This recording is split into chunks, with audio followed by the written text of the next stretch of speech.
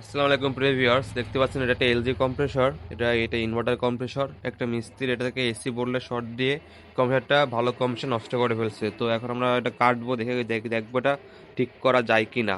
তো ভিডিওটা দেখতে থাকুন, তাহলে ইনশাল্লাহ দেখতে বুঝতে পারবেন। তারপর আমরা কম্প্রেসরটা কাটবো, কেটে দেখবো এর ভিতরে কি হয়েছে।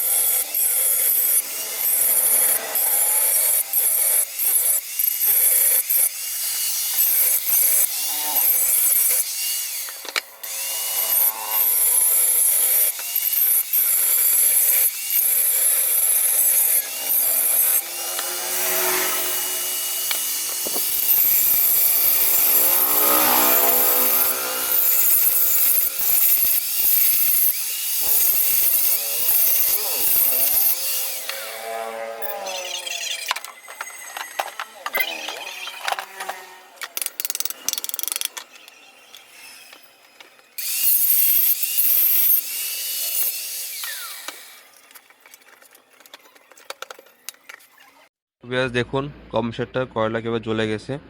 এটা কিন্তু ফেলে দিতে হবে, আর এটা কাজ হবে না।